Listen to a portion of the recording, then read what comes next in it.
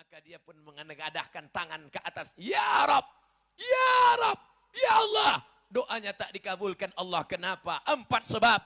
Mat'amuhu haram, karena makan malbasuhu haram, masrabuhu haram, makan haram, minum haram, pakaian haram. Yang paling kasihan nomor 4. Wa ghuzya bil haram, dikasih makan Siap mendengar? Nabi melihat dalam Isra Mi'raj, ada orang perutnya besar, sampai sebesar rumah. Lalu Nabi bertanya kepada Jibril, Jibril, ya, ini kenapa besar sekali? Rupanya karena makan haram, bukan makan hati. Makan haram. Jadi dengan Isra Mi'raj ini, hendaknya setelah ini berubah. Yang selama ini makan haram, berhentilah. Kerja di kantor camat. Oh, ada orang ngurus KTP, ngurus surat tanah, ambil. Halal apa haram? Nah, nanti yang kerja kantor camat tersinggung. Pasti tak tersinggung kan? Kenapa? Takut mati. Kerja di tempat urusan mengeluarkan SIM, surat izin mengemudi, pas mau tes, tidak lulus. Tapi ada jalur kalau mau cepat. Diterima. Nanti tersinggung. Tidak kan? Takut mati. Oleh sebab itu maka haram. Apalagi menjelang 17 April ini. Yang haram-haram berkeliaran ini.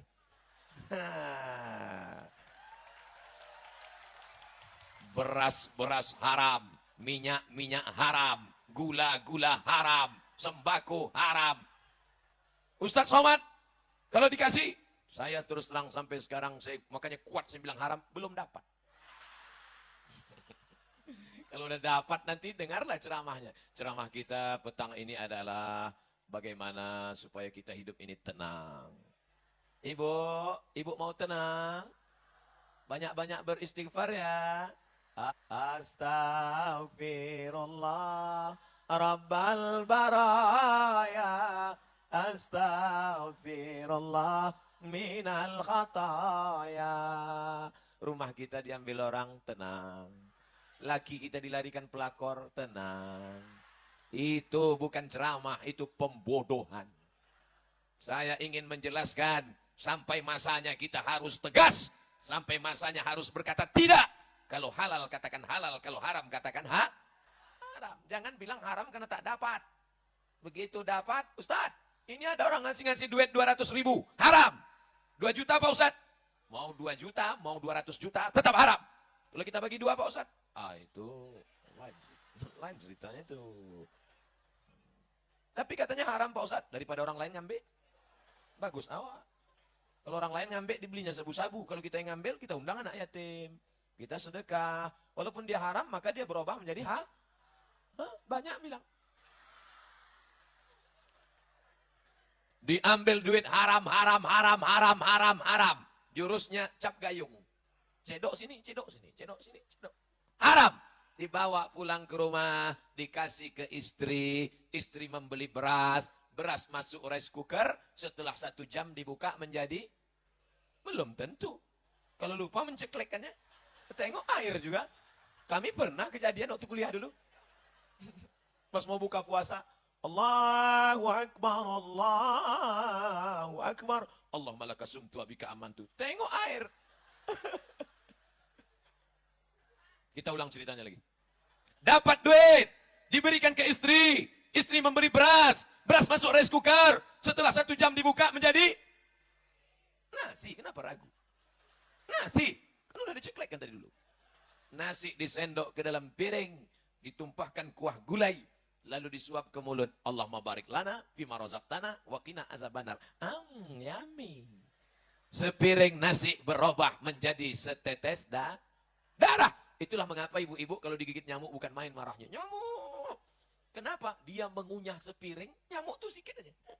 Dia mengunyah sampai buih-buih. Sepiring nasi berubah menjadi setetes darah. Setetes darah berubah menjadi daging, urat, kulit, lemak, sumsum. Ayyuma lahmin nabata min haramin. Setiap daging, darah, tulang, bulu, kulit, kuku tumbuh dari yang haram. Fannaru aulabi, tempatnya neraka jahan. Makanya tiap hari kita berdoa, Rabbana atina fid dunya hasanah wa fil akhirati hasanah wa qina azabannar. Supaya jangan sampai kena api neraka. Apa sebab masuk neraka? Gara-gara makan haram. Makanya ibu kalau bapak pulang nanti bawa duit. Oh my dear, my darling, buah hati belayan jiwa. Ini abang bawa duit 1 koper. Ini dari mana bang? Aku tak rela kau kasih kami makan haram. Kalau ini haram, kau bawa pergi sana. Serahkan ke istrimu yang kedua. Saya mancing aja. Saya tengok bapak-bapak udah mulai senyum. Ibu itu memang ketawa, tapi urat mukanya keluar. Bapak ibu yang dimuliakan Allah SWT. Abang, biarlah kami susah. Biarlah kami tak makan. Asal jangan kami tersentuh api neraka. Begitu kalau istri solehah. Tapi kalau dapat istri BCL. Tahu BCL? Bini celako. Bang mau haram-haram lah. Aku muak udah hidup susah nih. Na'udzubillah. Mudah-mudahan kalian yang lajang-lajang dapat bini yang solehah-solehah. Yang bilang amin tuh yang lajang. Anak udah 3. Amin. Dia pula yang semangat. Jadi setelah Isra Mi'raj ini, pulang dari sini mulailah takut yang haram-haram. Janji? Siap? Jangan ada dusta di antara kita. Yang ketawa anak kecil pula. Macam paham aja dia. Bapak Ibu yang dimuliakan Allah Subhanahu wa taala. Oleh sebab itu, yang selama ini kira-kira mengapa lahir 3 anak yang soleh-soleh juara internasional? Haji Ja'far Hasibuan, Haji Darwin Hasibuan, Haji Azra'i Hasibuan, 3-tiganya Kori Trio Hasibuan dari Sumatera Utara. Karena orang tua dulu mengasih makan anak halal. Halal. Coba kasih anak makan haram. Nah itulah yang lompat-lompat lari-lari. Bukan salah ibu mengandung, tapi salah bapak yang punya burung. Dia mengasih yang haram. Mohon maaf. Saya kadang ceramah ini keceplosan. Mau bapak ibu maafkan silap salah saya. Itu pula enaknya kita ceramah di kampung kita sendiri. Oh, dimaafkan ya silap salah. Oke, kalau gitu kita ulang dari balik.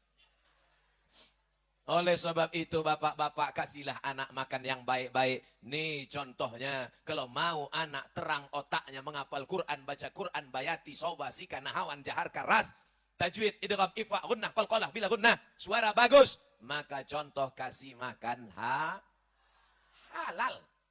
Apa pula? Halal. Kasih anak-anak makan halal. Jangan pernah disuapkan makan haram. Dulu pesan atuk kami kepada emak ayah kami, cucuku ini kalian kasih makan halal, jangan kalian kasih makan subhat, jangan kalian kasih makan haram, jangan kalian kasih makan riba. Nanti kalau dia makan haram, otaknya gelap. Tak nampaknya jalan, mana bengkok, mana lurus, mana hak, mana batil. Semua rata aja di dunia ini dibuatnya. Pantai saja, hantam kro, riba sudah. Oleh sebab itu maka tak bisa membedakan mana lampu hijau, mana lampu merah. Nyantai. Ditangkap sama polisi. Prit! Tak nampak kok itu merah. Belum merah kali kita tengok, Pak. Itu pasti orang Medan tuh. Bapak Ibu yang dimuliakan Allah Subhanahu wa taala. Sedangkan lalu lintas aja ada rambu-rambunya, apalagi hidup. Oleh sebab itu yang buta itu bukan matanya, tapi yang buta itu hatinya. Kenapa hati ini buta? Karena sepiring mangkok bakso mie ayam. Mie ayam pakai bakso, Pak Ustaz, sama lah itu. Masuk ke dalam mulut dari yang Arab, maka setetes darah masuk ke jantung yang menyemburkan darah dari jantung ke otak jantung. Jantung yang berdegup, berdetak, 2 jari di bawah terasa dia. Kalau mikrofon yang mahal-mahal itu bisa terdengar.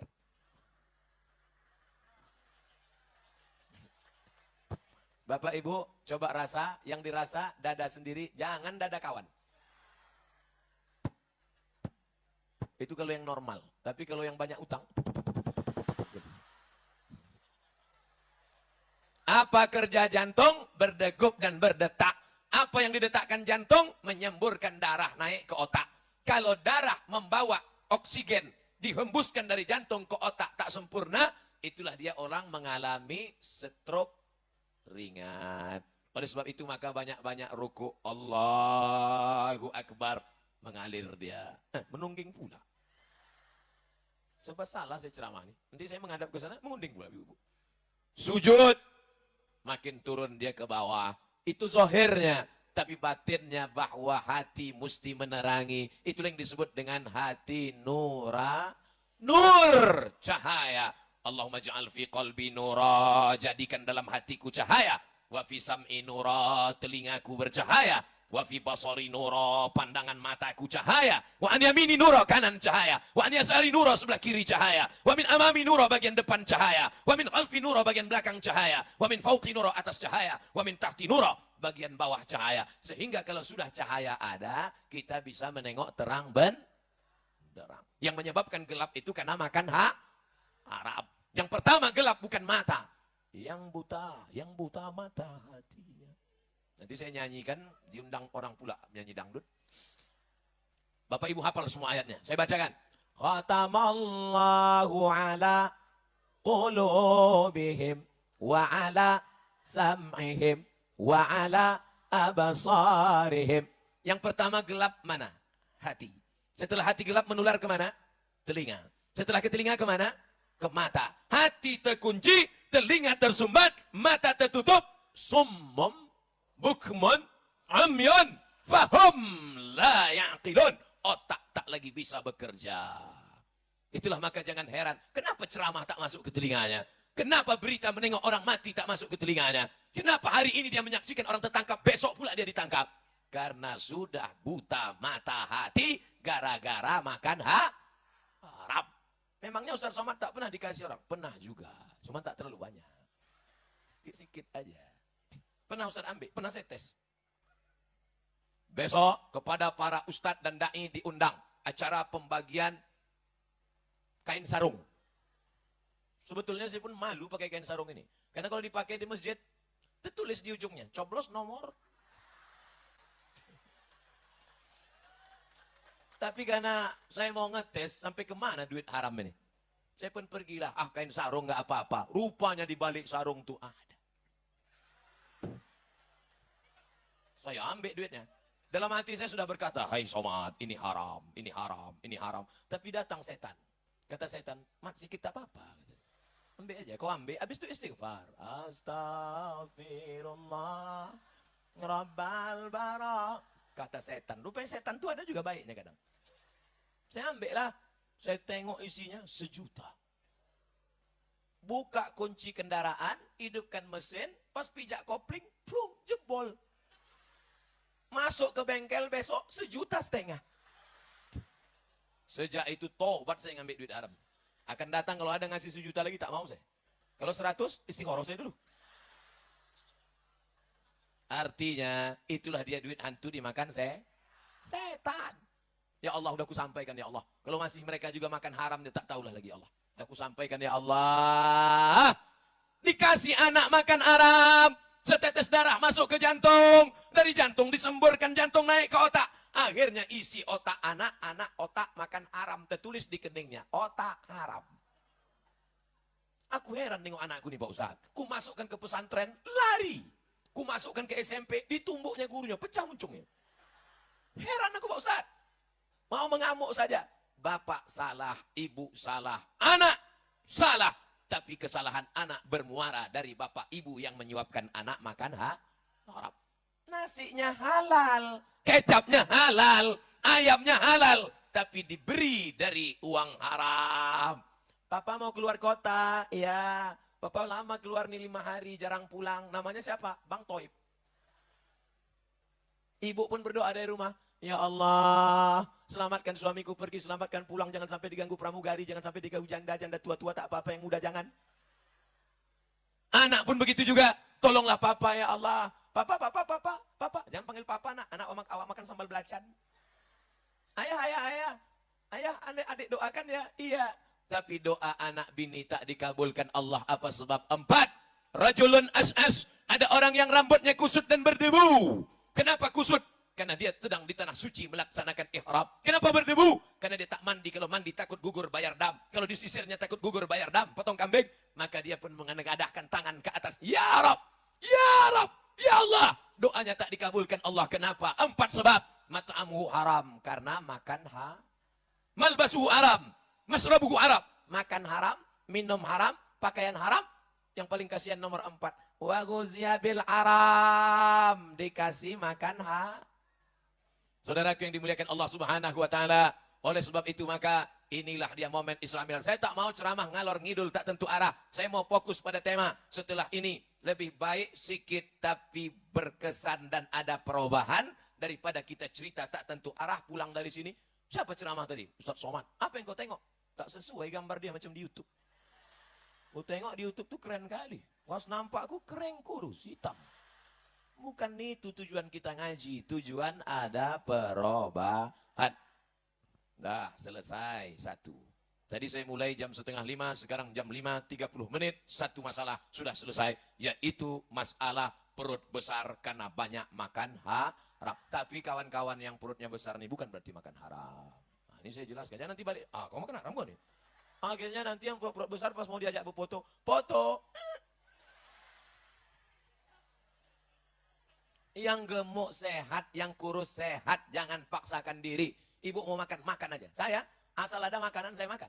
Makan ketupat, makan kepiting, makan udang, semua saya makan. Tak ada gemuk-gemuk. Yang penting itu bukan masalah makanannya, tapi pola makannya. Kalau benar, tetap slim. Ini ibu saking ingin kurus ditahan makan. Ada orang kasih udang, enggak mau. Ngasih, enggak mau. Ini enggak mau. Besok mati. Habis udang tuh dimakan bini baru dia. Makanya ibu kalau makan, makan aja. Jangan diet-diet. Setuju? Saya sedang memunculkan keresahan mereka.